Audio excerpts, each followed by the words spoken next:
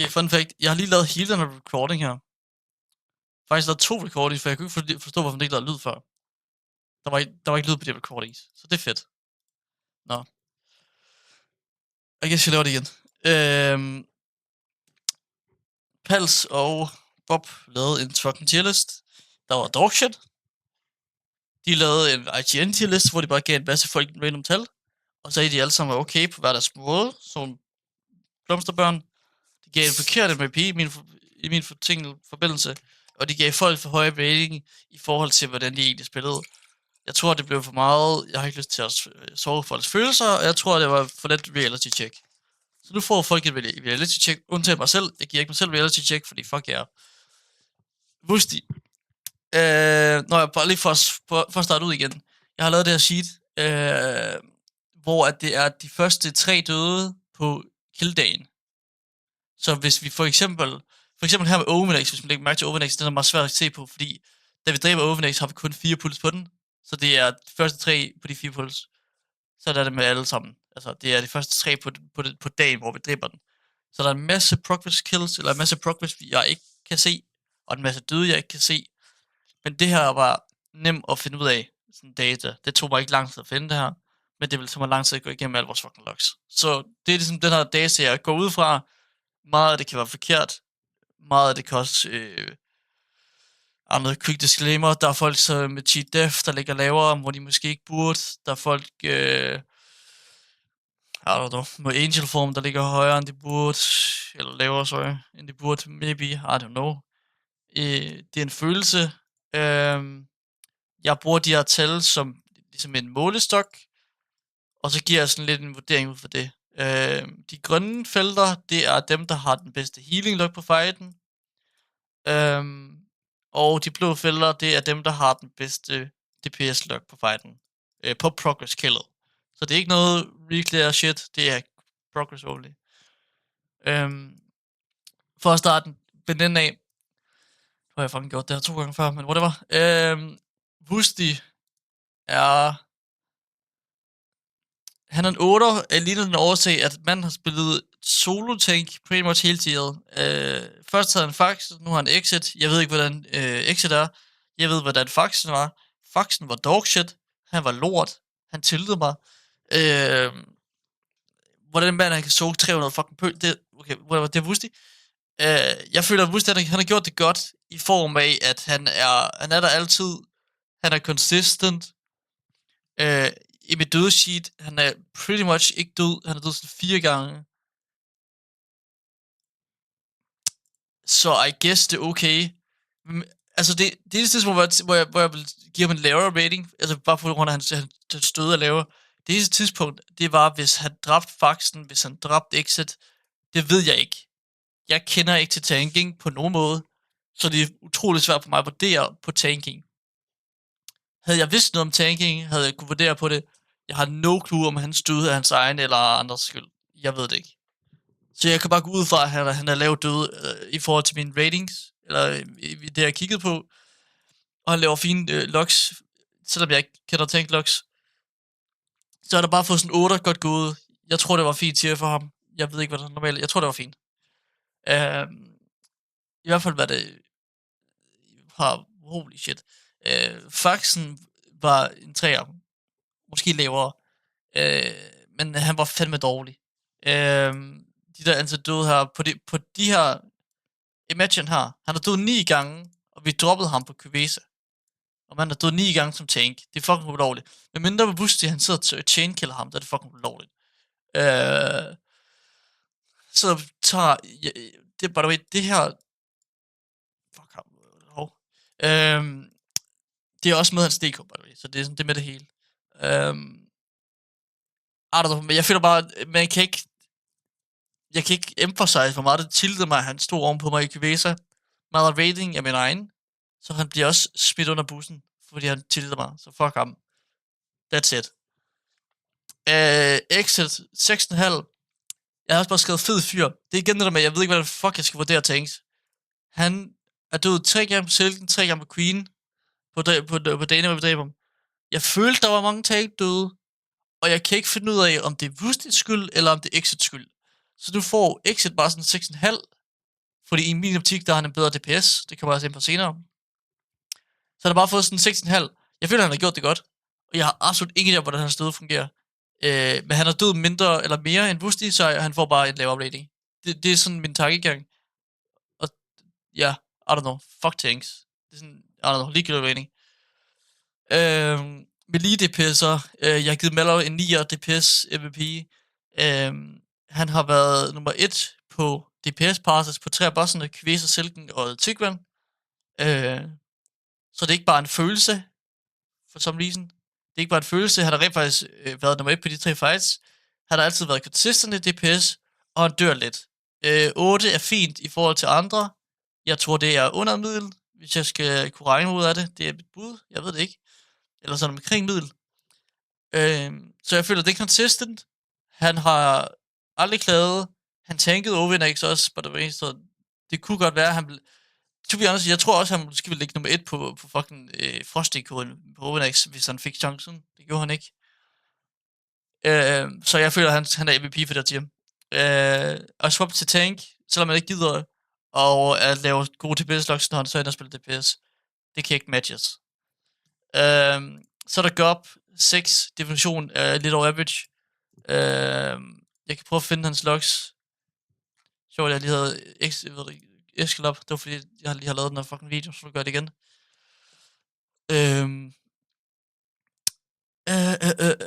Hvad var det, jeg ville kigge på? Det er Sedacians. Hans logs er ikke dårlige. Det er ikke pæne. Det er en 60'er. Det er 62. Det er blå logs. Det er ikke crazy. Actually, lad mig lige kigge på all. Sorry, det er my bad.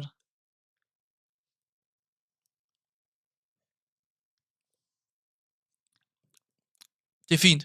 Altså, det her, det er så fint. Det er 55,7. Det er 73 overall. Det er så fint. Jeg bliver ikke blown away. Jeg sidder ikke og tænker, at han er Gud. Jeg sidder heller ikke og tænker, at han er dog shit. Han er der. Jeg synes, at han er der bare. Sådan, han er bare sådan above average. Lilla blå locks. Consistent. Altså, man kan heller ikke... Altså, det her, det progress noget af det. Hvad med det her? Jeg kan ikke hade på det her. Altså, det er svært at hade på. Det er også svært at gå til månen omkring det. Så jeg er sød ved Gob og kalder ham... hvor mange gange... Jeg ved, at Gob har dødet meget på et tidspunkt. Jeg føler, han døde meget på et tidspunkt. Men jeg føler sådan, du ved, når man har... Altså, hans logs er jo bare consistent blå logs, så jeg kan ikke det hade på det. Jeg ved, han døde lidt meget, så han har fået en 6'er. Det er sådan, ja, han er bare definitionen lidt over average. Så er der stød. Stød er jeg ret sikker på, har nogenlunde logs også. Jeg er ret sikker på, at han har gode logs. Tror jeg. Jeg ved i hvert fald, at han fulgte med nogenlunde med min shaman, der er. Actually, maybe not. I don't know. Altså, det her, det er fint. I forhold til, altså, det her, det er first kill, det her, det er first kill, det her, det er first kill. Der er det sgu fint. Altså, han har ikke rigtig været inde, jo. Og det er stadig heller ikke den rigtige at kigge på. Oh my fucking god, han har været inde, jo. Det her, det er jo godt. Det er jo nice. Det er fint. Det er gode logs. Det er sejt. Han var ikke på Queen, fordi en mand skulle flytte. Hvilket også er fucking crazy. Det er sådan en helt anden sag. Men du ved, det er gode logs, og så er det mange døde.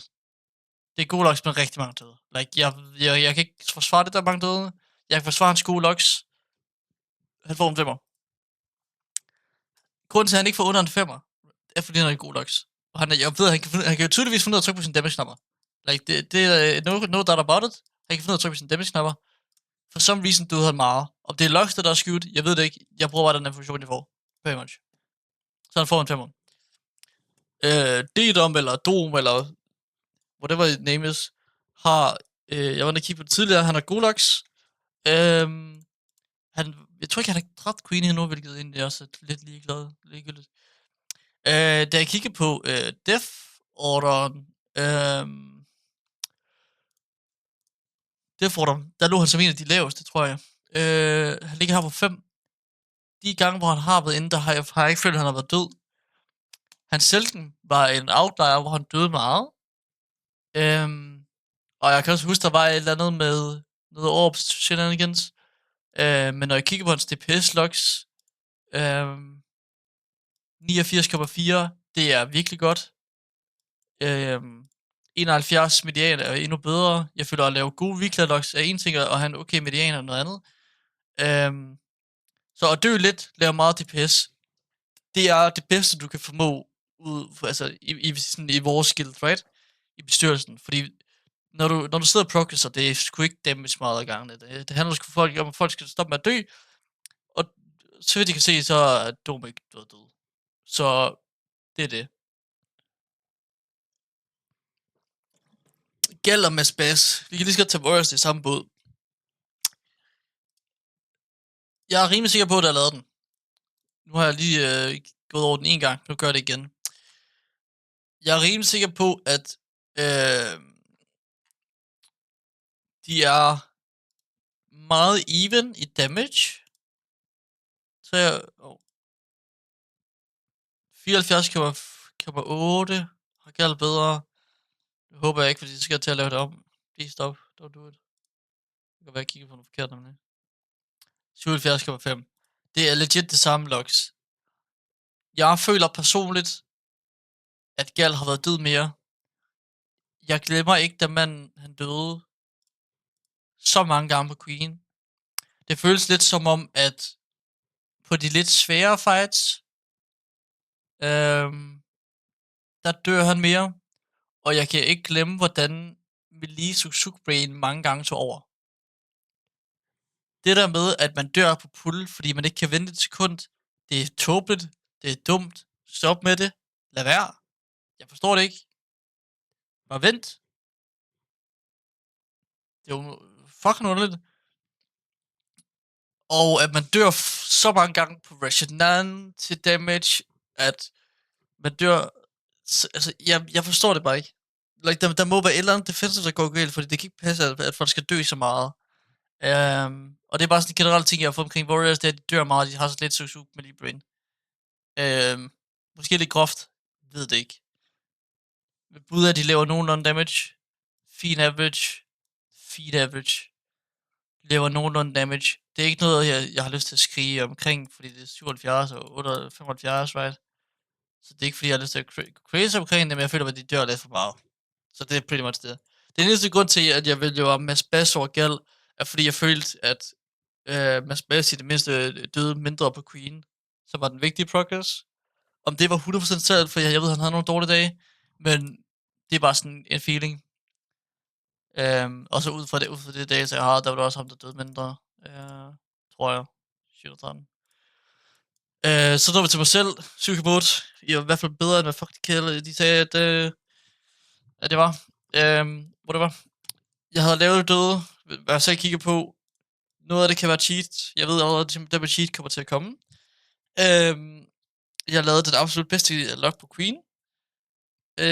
Og jeg følte, jeg var consistent igennem tidet. Jeg ved, jeg døde meget på Kvesa, og det er ikke kommet med. Jeg tror ikke, jeg døde særlig meget på Orm, men jeg tror ikke, jeg døde særlig meget på de andre, men jeg ved, jeg døde meget på Kvesa. Og mange af gangene, sorry to say, men der var det healer diff. Jeg havde playet min defense ud hver eneste gang, og jeg brugte dem ordentligt. Mange af gangene, jeg vil selvfølgelig stadigvæk tage noget blame selv for at dø. Så må det altid være.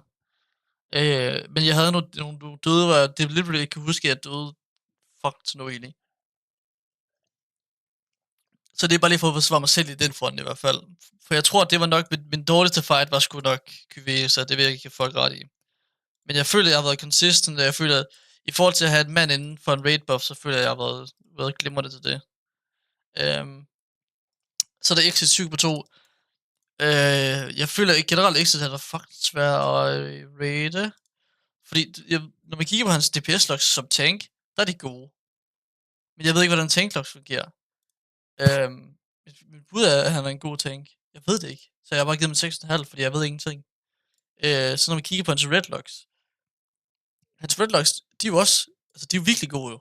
Det er jo sådan 89,1. Og det her, det er, altså, han har ikke fået lov til at dræbe Tilken, han har ikke fået lov til at være med på Queen proc. Det er legit, jeg går ud fra, at det her, det er før swappet til tank. Så i min optik, der er det her sindssygt pænt. Og virkelig, virkelig godt.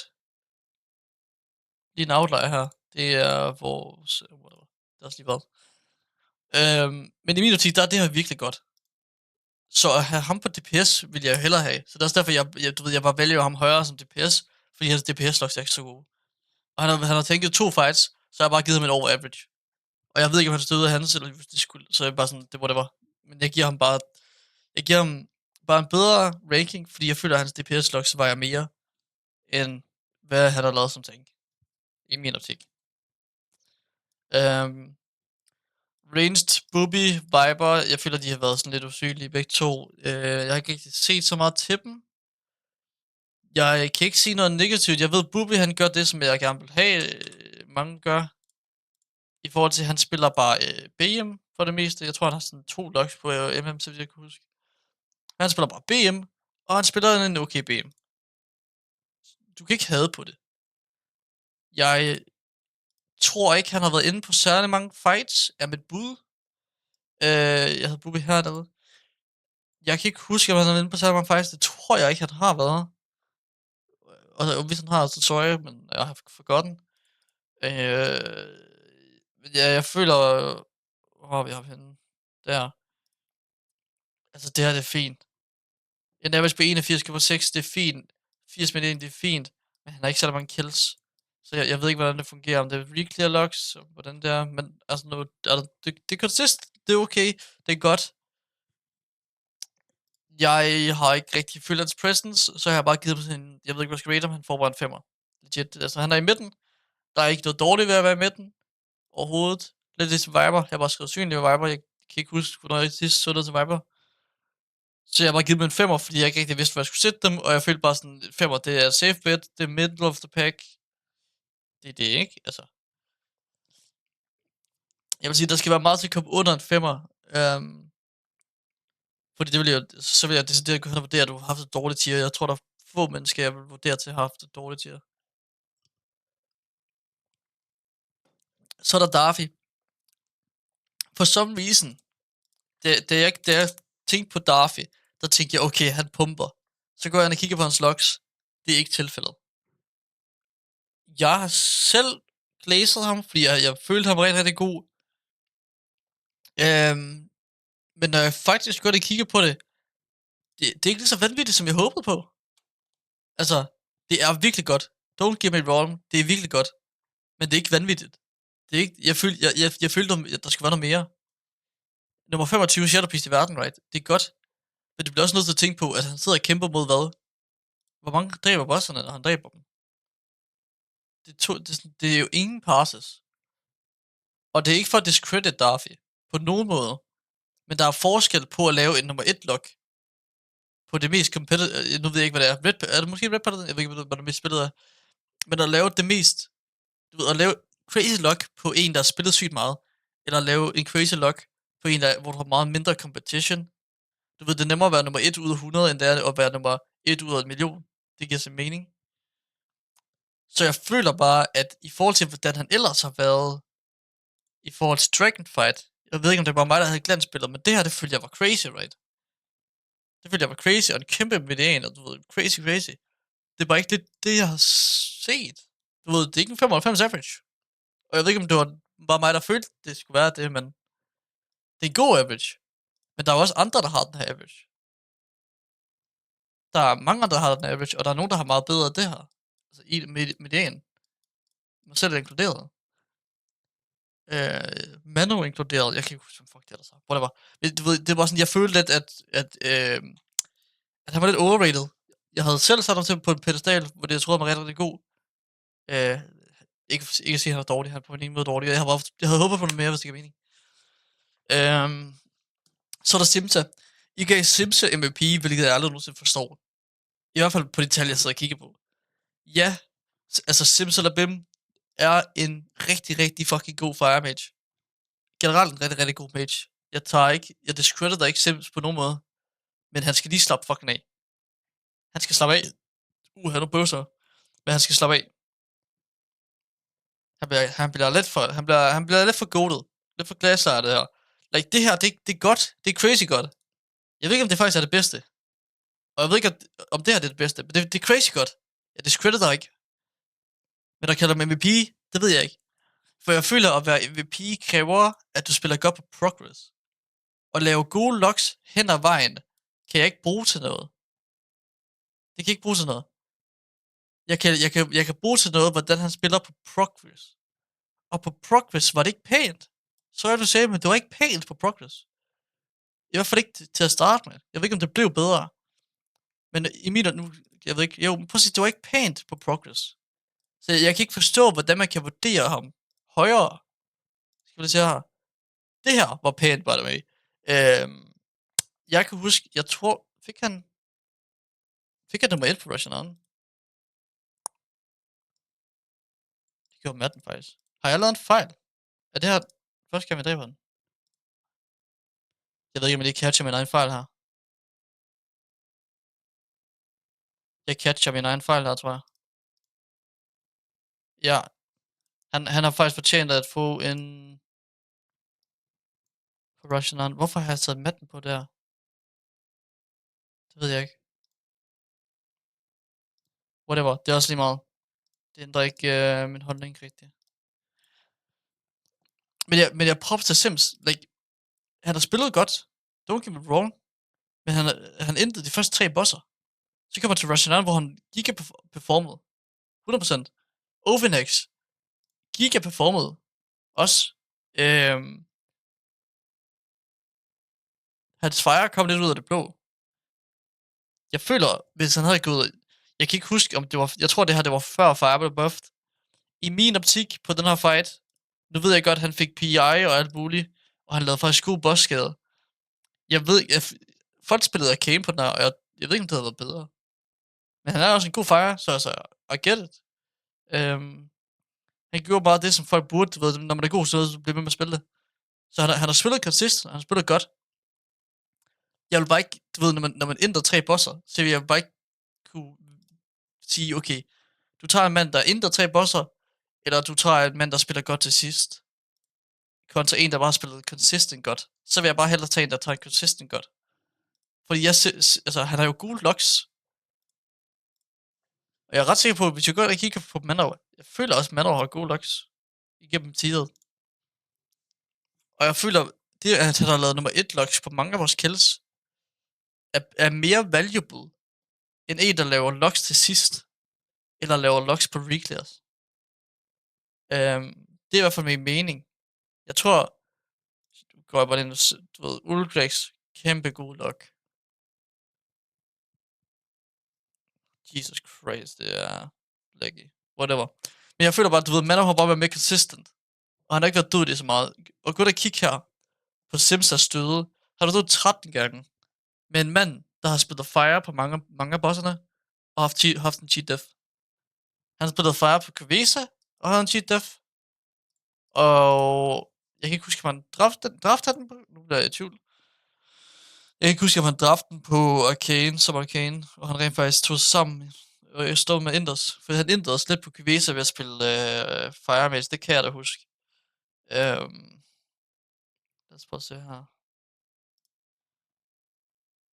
Han har droppet den en gang. Det er også fordi, at den ikke tager alle locksene med, så det er derfor. Det er igen mig, der er dårlig. Men ja, han startede med at progress som Fire på bossen, kan jeg huske. Og så gik han over til Fire, til Arcane, da han fandt ud af, at det ikke fungerede. Så det forstår jeg ikke. Jeg forstår ikke, hvorfor vi sidder og svider vores boller med en mand, der laver mindre DPS, når han kan swappe til noget andet og lave god DPS. Det, I don't know, nogle gange, jeg ved ikke, om der går ego i den, men jeg føler bare sådan, det føles jo for underligt at se en Fire Mage på en fight, som kan vise sig pre-buffed en, altså også kalde manden med bil, altså det føles underligt. Men ja, altså stadigvæk, han er en 8, han er firegud, han er god til at lave skade, god med jeg kan ikke sige noget dårligt omkring, andet end han måske dør for meget, om det er hans brors skyld, who the fuck knows. Men det var sådan, ja, jeg kan ikke give ham MVP, aldrig nogensinde. Nuka får en 4. Nukas locks, by the way, er så utydelige. Jeg ved ikke, hvor jeg skal putte ham. Det er sådan, det er legit det største spring, jeg nogensinde har set i verden. Det er en mand, der ligger grå locks på pretty much alt, og så går han ind og laver gule locks lige pludselig. Like, what is this? Legendary lock, legendary lock, legendary lock, lilla lock, legendary lock.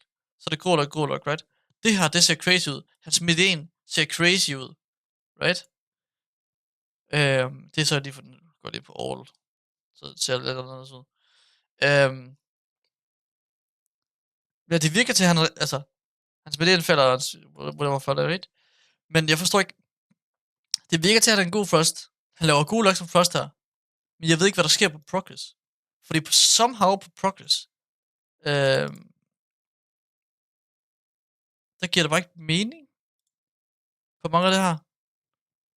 I min optik, sådan, det er så inconsistent. Hvorfor er det, vi sidder og laver blå locks? Vi kan jo lave lilla locks med frost. Og så lige pludselig laver vi grå locks. 2 gange i træk. Fordi, jeg ved ikke, om det er bare mig, der ser det på det, men hvis jeg laver sådan en arcane her, det er en median på 40, og en overall på 57,8. Går jeg ind på frost, der er det bare et helt andet billede. Der er det meget pænere. Det er meget bedre. Så hvis han godt kan lide frost, og han enjoyer frost, og han laver god locks som frost, hvorfor sidder vi så og spiller arcane? I min optik giver det ikke mening. Jeg kan altså man kan sige, props der, han gør det til sidst, men jeg forstår bare ikke sådan, det var så inconsistent. Man kan sige, heldigvis, han skifter også, men det er bare sådan, jeg forstår ikke, hvorfor han nogensinde spiller arcane til at starte med. Det er også, nu går jeg så også kun ind på hans forslag, så kigger det så under det. Nå, whatever. Men ja, det er også bare sådan, det er virkelig svært at vurdere, fordi nogle af de her logs her, de kommer senere på reclears. Nogle af dem er gode på progress. Det er sådan, han er virkelig svær at vurdere. Så jeg har valgt at give ham en 4, der bare hedder bare spille Frost, fordi han er en rigtig god Frost, så bare spille Frost. Og så fordi han har gode logs imellem. Han havde nogle gode logs på progress, han havde nogle gode logs på reclears, og han har stadig nogle gode logs. Så har han bare fået en 4. Men bare blive ved med at spille Frost. Ikke det der arcane, bare spille Frost, og så tror jeg faktisk, at den klarer det super godt. Man kan tydeligvis godt finde ud af at lave damage på det. Jeg ved ikke, hvad der går galt. Jeg ved ikke, hvordan man går fra grå til legendary. Virker underligt, men altså... Jeg har bare skrevet bare spille Frost, fordi det virker til, at han kan finde ud af det. Og han er god til det, og han dør lidt i forhold til sheetet, så... Virkelig svært at vurdere, by the way. Kunne godt måske have været en 5'er. Maybe. Jeg var sådan, jeg vidste ikke rigtig, hvor jeg skulle putte ham, og det var en blanding mellem så meget gråt og så meget, så jeg putter ham bare lidt under middel, for jeg føler, at han kan bedre. Altså i forhold til, hvordan hans tier har været, så føler jeg bare, at han kan bedre, hvis han viser lidt der locks nu, og når han viser lidt locks igennem tider, right? Så føler jeg godt, at han kan bedre end grå. Så det er ikke, fordi jeg hater på ham. Jeg siger bare, jeg føler, at han kan bedre, så jeg føler, at det har været dårligt tier for ham.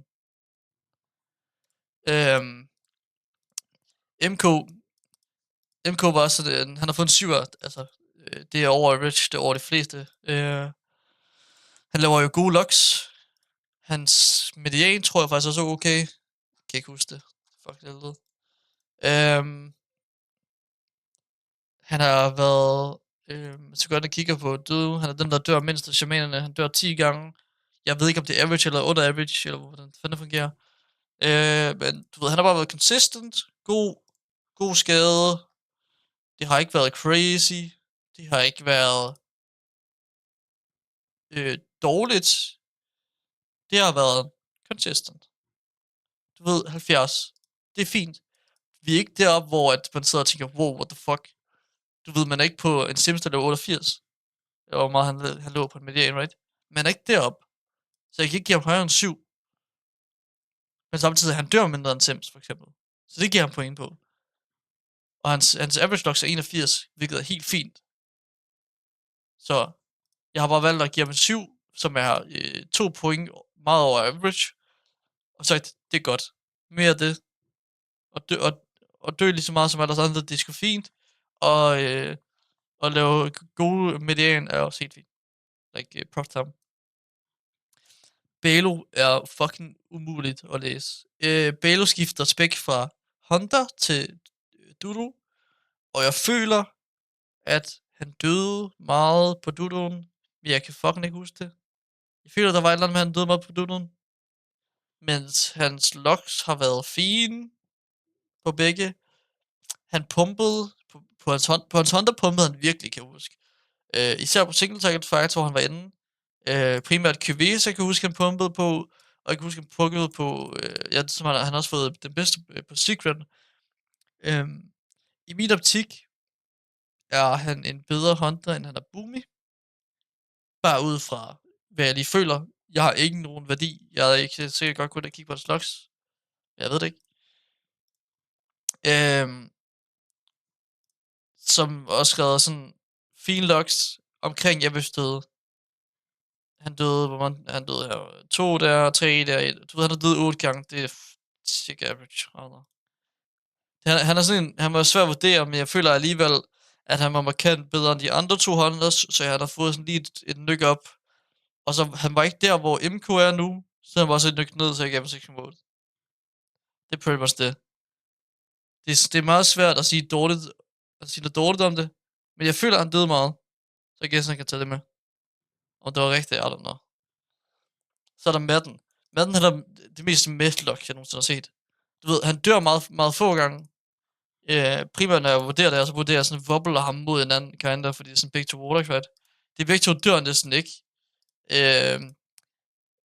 Wobble har en lille smule bedre locks overall. Men jeg tror, hvis Madden rent faktisk spillede spillet, og kom ind og lavede reclears, hvilket jeg kan ikke huske, at man spiller spillet. I min optik tror jeg ikke, jeg kan huske, at spille spillet. Eller noget. Men det er sådan, jeg ved ikke, hvor jeg skal putte ham. For jeg føler godt, at han kan lave gode locks. Og han døde få gange. Men det er også bare sådan, det er svært at vurdere ham i forhold til andre. Det er jo heller ikke, altså det er bare ikke crazy, det han laver. Det er svært at vurdere ham højere til en 6,5. Også selvom han dør lidt. Altså at dø lidt, det er det vigtigste. Og en 74,2 average, også helt fint. En 65,8 average median, også helt fint. Det er ikke crazy. Så det er bare sådan, han får bare sådan en gennemsnitlig. Like, han har legit fået den mest basic score. For jeg ved ikke, hvor jeg skal putte ham i alt der. Det er pretty much det. Wobble han får en 7,3. I forhold til seedet har han meget få døde. Jeg ved, i forhold til Silken Court, var der noget værre noget med ham og Sims. Jeg føler, at det måske blev gjort til en større ting, end det var. Jeg ved ikke, at de fumlede rundt med det. Jeg kan helt ærligt ikke huske det hele. Hans logs er meget med. Jeg tror, hans average lå på sådan noget 80 eller andet. Hvilket er fint. Det er fandme svært at snakke lort om det. I forhold til, hvad sådan, generelt konsensus er. Så er det er sygt med. Han har fået en 7,3 alene af det, at han har bedre logs end Madden, så jeg føler, at han skulle nykke over Madden. Og han ligger omkring samme punkt end MK, men han har færre døde end MK, så han rører lidt over MK. Det er simpelthen en vurderingssag. Men to be fair, I don't know, alting er med lige nu. Så var hej. Jeg har stadig ikke fattet dramaet. Det var et eller andet med, at han var, I don't know, lidt toxic eller sådan. Jeg forstår det ikke. Jeg tror, han spiller fint. Jeg ved det ikke. Jeg tror, han spiller fint. Jeg kan ikke huske, hvorfor vi kiggede ham. Jeg kan huske, at jeg var lidt chokeret over, at vi kiggede ham. Fordi jeg følte, det bare kom ud af det blå, eller var det random? Bare, I don't know, han er ude. Det er nyt, whatever. Så er der Bob. Bob er den eneste anden, hvor jeg føler, at han er underperformet der tier. Ikke fordi jeg havde store forventninger til Bob. Jeg havde overhovedet ikke store forventninger til Bob. Men jeg forstår ikke, hvorfor vi sidder og spiller Def på Progress, når den på ingen måde er on par med hans ork. Like, no flame, meget flame, lidt flame. Men jeg forstår ikke, samtlige af hans gode logs er på ork. Samtlige. Han har en overall fin blå median.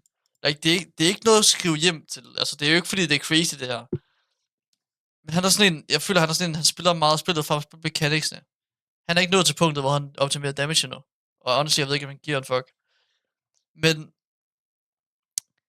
men du kan simpelthen ikke fortælle mig, at manden kan sidde og forsvare og spille def på de her fights på Overnex.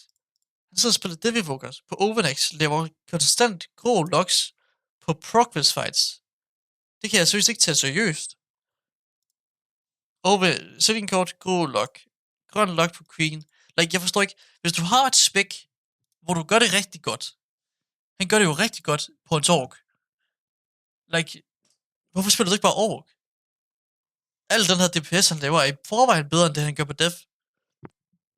Så jeg forstår ikke, i min optik, giver det ikke mening, at hvis han laver, selv hvis han lavede præcis samme damage som def, så giver det ikke mening, hvorfor det ikke bare skifter til ork, og så giver tankerne mere support. Eller et eller andet. Altså han spiller ork på feltet. Eller han spiller evoker. Så kan det godt være, jeg tror det var et eller andet med, at Deve var blevet sat til at være det bedre spec, right? Men hvis man ikke kan finde ud af at spille spækket, så burde du ikke spille det. Så burde du bare spille ork. Sådan, lille smule flame, det er ikke for at være ond. Men jeg føler bare, at hvis du har et spec, du spiller godt, så forstår jeg ikke, hvorfor du vælger at spille et spec, hvor du ikke er god til det. På progress. Og gør det på reclears på de første 4 bosser. Jeg forstår godt, at du ikke gider spille ork, hvis man ikke gider spille ork. Det kan fat. Like 100%. Men jeg forstår ikke, hvorfor vi sidder og gør det på progress. Fordi jeg følte bare, at hver eneste gang, du var inde på progress, så var det ikke meget skade at komme ud af det. Så det er sådan... Hvis jeg skulle give et fif, så er det legit bare at spille ork. Altså, bare spil ork. For jeg føler, at det har været dårligt siger for dig, fordi du ikke spiller ork. Jeg tror, hvis du spillede ork, så har det set meget pænere ud. Jeg tror, det har været meget mere smertefrit. Jeg tror, du kunne fokusere endnu mere på mechanics. Og være sådan den der hjælper der. For jeg føler mange gange, du er den der hjælper der. Men jeg føler, at når du spiller Deve, så går du kompromis med din DPS. Og det tror jeg ikke, du vil få gøre på samme måde på ork. Det er sådan det mest konstruktive, jeg kan sige. Og sidde og Greylock på progress, det føler jeg crazy.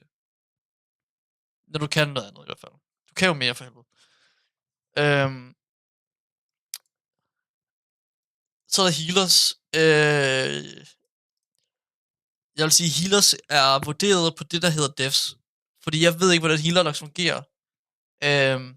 Så jeg har været grov. Nogle af dem her har fået den grov rating. De er blevet vurderet lidt mod hinanden. Og det er svært at vurdere på healerlocks, fordi honest to god, jeg forstår ikke healerlocks. Det eneste, jeg forstår, det er, at healerlocks kan være pumped op på sådan nogle mærkelige måder. Du ved, stå i lort, altså noget underligt noget.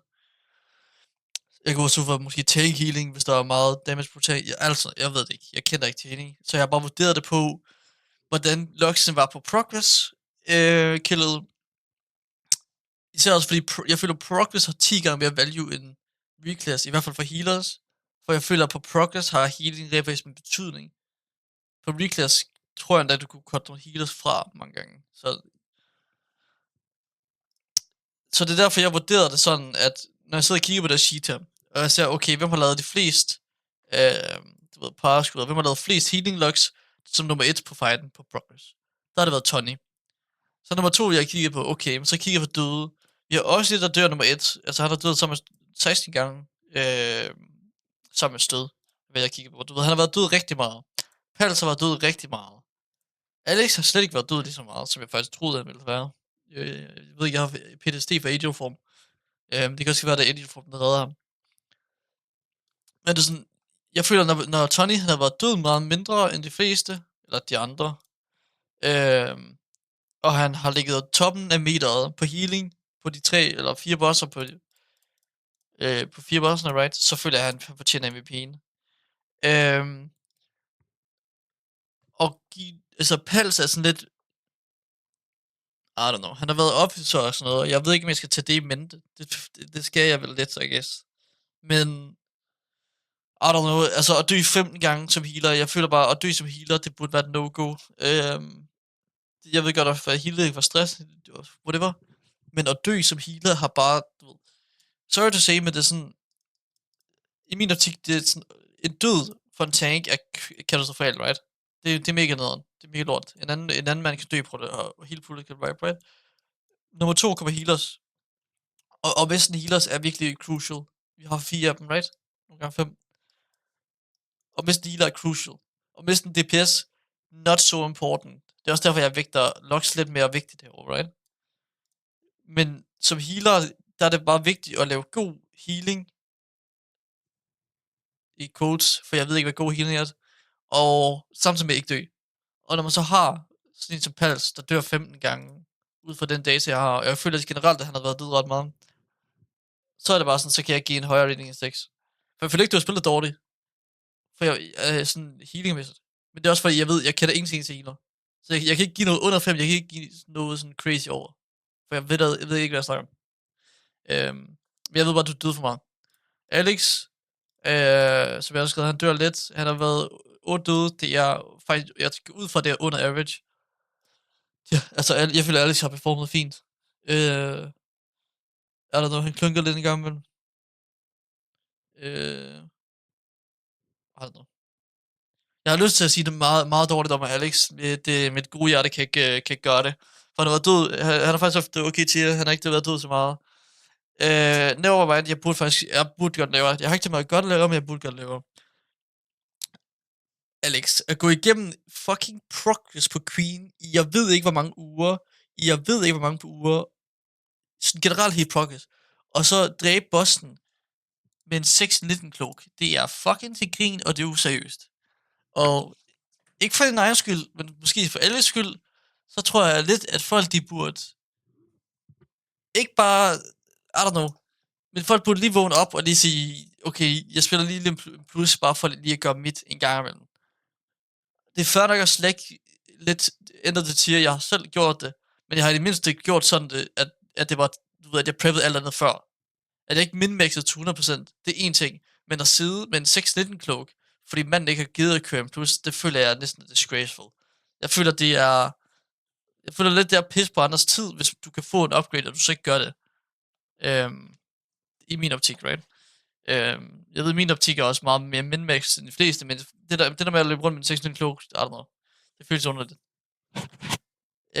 Især når man sidder på sidste bossen. Alle steder, så få den der fikset inden sidste bossen, eller få den fikset på sidste bossen. Og så er det ikke. Altså, det er ikke fordi, det tager mere end 5 minutter at køre på en plus dungeons, og så craft en cloak, eller whatever. Altså, det er ikke, ja. Så jeg har lyst til at give dig et hak ned. Jeg har ikke tænkt mig at gøre det, for du dør det, der jeg følte, du spillede okay. Men det er bare sådan, ja. Fordi mange gange, det sikkert godt være, at du ikke selv føles, det er crazy, men for mange andre synspunkter kan det godt være nederen, at man sidder og siger, okay, jeg sidder og gør alt det her for at optimere min karakter, og så har jeg den her idiot over i hjørnet, der sidder med en 6-19 klok. Det føles dårligt. Og jeg tror, man skal være meget på med, at der ikke bliver for stort gap mellem, at der er nogen, der kan gøre noget, fordi de har et fast spot, og andre ikke kan gøre noget. Fordi de er bange for at miste et spot, hvis de ikke spiller godt nok, you know? Jeg føler bare, havde jeg været 21. mand, eller hvad hedder sådan noget, havde jeg været på bænken som DPS, right, og jeg sidder og ser på, okay, mit healer har en 6-19 klub, og jeg sidder og gør alt i mit liv for at komme ind og spille, så vil jeg synes, det var nederen. Jeg ved ikke, om det er sådan, det har været, men jeg vil personligt synes, det var nederen. Så det måske bare lidt noget at have i mente. Det var pretty much min rating. Jeg tror det meste af det har været fair. I hvert fald, når folk hører det, så tror jeg, det var fair. Jeg gad godt være fucking barsk. Jeg burde have været barsk, måske. Men at the end of the day, vi har ikke rigtig noget mål i bestyrelsen, så det er fandme svært. Hvis målet, det var sådan top 300, så havde jeg flamet alle sammen. Men det er det ikke, så det var min rating. Fuck ja.